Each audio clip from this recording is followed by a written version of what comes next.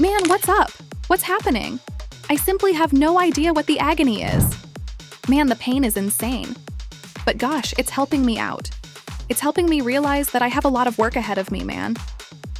Verifying that Black Rob, a former bad boy, artist, lost his fight with kidney illness and other medical conditions in Atlanta, while many were also beginning to realize how seriously ill he actually was.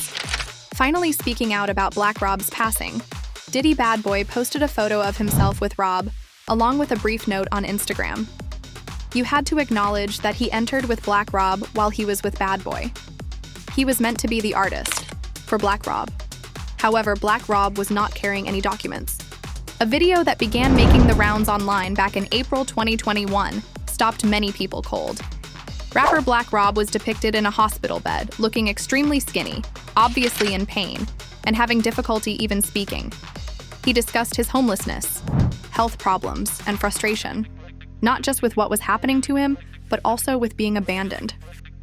Whoa, a platinum-selling smash, a street classic, and one of the final major anthems from the band, was contributed by this same Black Rob.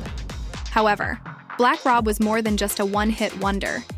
He participated in a significant hip-hop movement in the late 1990s and early 2000s, when Bad Boy was still enjoying the benefits of Biggie's legacy. Everyone had the same questions after watching the video of Black Rob dying without any resources, assistance, or safety net. Diddy was where? Additionally, in the weeks preceding Black Rob's passing, each video was more difficult to watch than the others. Rob talked candidly about his hardships, including his homelessness, repeated strokes, and the anguish he was experiencing. Black Rob was in the hospital when Diddy finally made the decision to call him, but he passed away less than 24 hours later. So what did Diddy say Rob on that last call? Did he provide assistance at last? Or did he call to make fun of him and add insult to injury? And why did Black Rob, who contributed to the creation of a billion-dollar company, pass away impoverished and unremembered? Let's dissect this. 4 blows. Man, damn you. Man, I'm at a loss for words. This is insane. Man, this case is difficult. Do you understand what I mean? No, I don't have a home of my own. We must go back in time to see why Black Rob's last moments were so powerful. Up to the late 1990s. Born Robert Ross in 1968 in Harlem, Black Rob wasn't simply another rapper vying for fame. His unvarnished, genuine street approach was ideal for the New York sound of the day. Around 1998, Rob joined Bad Boy Records, which was still enjoying success because to Biggie's heritage. With musicians like Mace, Faith Evans, and 112 on his MK roster, Diddy was occupied with establishing an empire. Even though Black Rob didn't have the most eye-catching name, he stood out due to his rich voice and unvarnished narrative. I did indeed spit it out a puff. You know, while the sets were out, I had my tape. Man. So you guys don't realize how far I'm going back, man. I will return to Max Cell TDK. When he began rapping, he said, "Yo, that's hot." "Hey, listen, man," said Pump. "I'll let you to spend some time in the lounge. A short time. Visit me." Yes. After 10 or 20 minutes, he returned with the words, "Yo, I'm going to my bands with you." From that point on, man, it was like history. A few months later, I was simply flossing in Harlem when I received the large cash. Life Story, Rob's debut album, was a pivotal release. The huge hit single, Whoa, which was created by Buck Wild of Dix, was a major factor in its platinum status. The song quickly became a street anthem. The manner in which Rob presented the word whoa stuck in people's minds. Furthermore, the song's popularity extended beyond the radio. It was all over. Mixtapes, clubs, and block parties. However, this is the point at which things become complex. Dark Rob never made it into the advertisement. Diddy's other musicians rose to fame. He wasn't prepared for pop radio or crossover appeal. Because of his continued street rap roots, he was ultimately less successful, at least by major label standards. Nevertheless, Black Rob was an essential component of the Bad Boy identity. For fans seeking authentic hip-hop, Black Rob was the closest thing Bad Boy had to that unadulterated authenticity. He embodied the street spirit of New York. Regretfully, His career was cut short in 2004 as he received a 4-year prison sentence for grand larceny. Additionally, that type of time away from the spotlight, particularly in the early, it was devastating in the 2000s, when the hip-hop world was rapidly evolving. Additionally, the music industry had changed by the time Rob left. Rob's impetus was gone, and Bad Boy was no longer the force it once was. But behind the scenes, something else was happening. Diddy took advantage of Rob's incarceration to shut him out. He did nothing to assist Rob with his legal mess and removed Rob's name from the Bad Boy website. To the best of your knowledge, none of the other individuals up at Bad Boy ever got in touch with me. Since all it takes is a button press, I don't even give a damn. You are familiar with my name and my birthday, Department of Corrections. This is where I used to work. You know this? Oh, went to see this. Wayne in jail when I heard that. You're not going to see CPR. That white didn't mean nothing to you, just like all the years we spent together, K9. As if you genuinely, believe that I am not your man. That in itself informed me, hey, that where R was never my man at all. Man, you have about 50 staff. Man, you don't even need to write the letter. Furthermore, the label made it Rob finds it very difficult to compose music. Additionally, he claimed that the superiors openly disregarded his imaginative vision. My God, these guys are garbage out here. They are crazy trash. It seems like you lack originality, authenticity, style, swag, and everything else. Yet you can spit out a few sentences, and those that support you can push that. And it's a big deal. Document. Do you understand what I mean? You see, you had to be a real spitter back then, so show some originality. I just listened to maybe 2 or 3 up north. Do you sense me? Do you understand what I mean? You understand what I mean, Kiss? Fifth, do you understand what I mean? And most likely Banks. Look who I was hanging out with, dude. Do you understand what I mean? You get what I mean, Big. Mace, locks, all the gold on that label, and platinum. Do you sense that Pup was searching for something else? However, it wasn't ever a case of, hey Pup, tell me where we are, you got something for us, you know? I said, hey, I got something for you, as it were. And Rob took charge of his career after realizing Diddy was ignoring him. Jamal Mosley from Off the Block Entertainment was also hired by him as his manager in 2005. Around the time he was released from prison in 2010, Rob broke off his relationship with Bad Boy and joined the independent label Duck Down Records, and things appeared to be improving for a while. Game-tested, streets-approved, Rob's 2011 album peaked at number 44 on the top R&B hip-hop albums list on Billboard. And Rob went all in, partnering with Jamal to start his own independent label, Box & One. Regretfully, Rob's career as an independent artist did not last long. He had no steady revenue, and his label failed.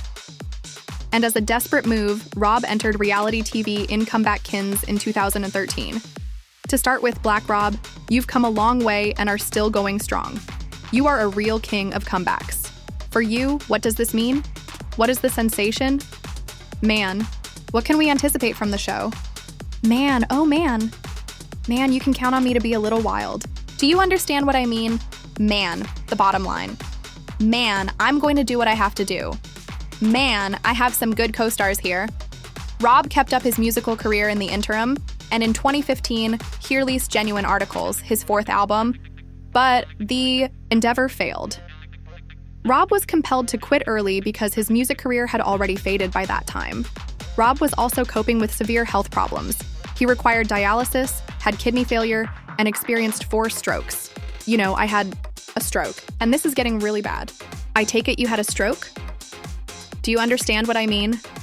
Yes, I did have a stroke, but I recovered from it. Yes. Do you understand what I mean? I moved on. That. I can help you overcome that. Do you understand what I mean? Because I'm over that. Do you understand what I mean? Rob was further burdened with hundreds of thousands of dollars in debt after losing his health insurance, hospital expenses. As a Bad Boy employee, you see, Rob had covering. However, Diddy also took his health insurance as he was busy letting him go. The kidney. Do you understand what I mean? And you understand what I mean up there? As if somebody asked me, I have insurance, etc. Yes, I was covered by insurance when I used that Bad Boys records. I was insured. Well, you should give them a call to find out why. So I gave them a call. When my attorney calls them, they discuss, "Oh, we removed him from it now. I was removed from that by you all. I am therefore expected to take these medications." And yes, man. But Diddy did more than that. Additionally, he removed Rob's albums from the shelves, which eliminated his sole source of income. I'm off the "you removed me from the medicine." I was removed from the insurance by you. All right, you remove me off the website now. You're not coming to visit me. You don't write to me. Do you understand what I mean? I never needed money since, as I mentioned, I always have money. Do you understand what I mean? They sold, just like my records do. Therefore, money of some kind will always be coming into my account or something. They appeared to be saying, well, I that nigga. Okay, now I shouldn't say or talk to you all now that I'm at home. Do you sense me? Isn't that funny? I wasn't working on the records with Puff. Do you understand what I mean? He was merely the final word. Excellent record. That's nice. I'd like to work on it. It's a solid record. He spends 15 hours with me, and 20 hours in the studio, you know. Never. Man, there wasn't no love over there. There was no love. You know, these guys were just attempting to use, yo. I said, why isn't my one night selling? For example, why can't I get it through music by mail? Why am I unable to obtain it here? For example, why am I unable to purchase a cassette of this garbage? Do you sense me? Because removed that Mumini from the shelf. You understand what? I mean, when I say that they drew inspiration for the Big Eye duet record from the Black Raw report, Puff wasn't doing nothing though. He had no records on hand, was dehydrated. Black Rob eventually caught up with everything, and by 2021 it was revealed that he was without a place to live. DJ Self posted a picture of Rob in a hospital bed, looking very different from who he used to be. Even though he was honoring the late DMX, his voice was filled with sadness. Pain is pain. Man, pain is insane. It's but dude, you're helping me. It's helping me realize that I still have a long way to go, man. Man, there's a lot to say. Man, oh man. What are your thoughts on X? Man, I feel like I'm feeling everything about X. Man, X love good. Extra, extra, extra love. I adore the X-Man. All men are involved. Sadly, Black Rob also left us just 8 days following DMX's passing. He had a heart arrest and passed away in a hospital in Atlanta. He was only 52. In response, Diddy took to Instagram to honor Rob, writing, "Rest in power, King.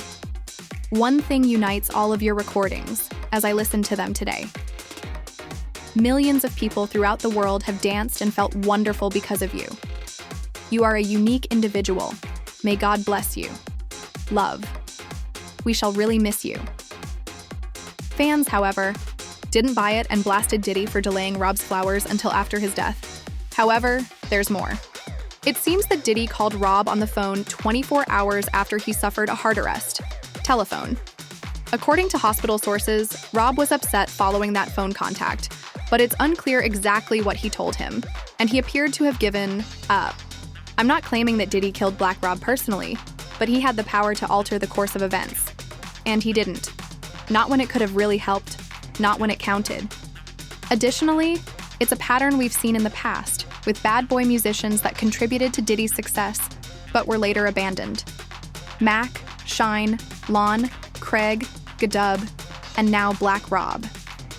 So, when should we stop? Stop referring to it as a coincidence, and begin describing it as what it is. However, let us know what you think of the tragic life tale of Black Rob. What do you suppose he said to Rob during that last call? Permit me to please share your thoughts in the comments section. Remember to subscribe and like.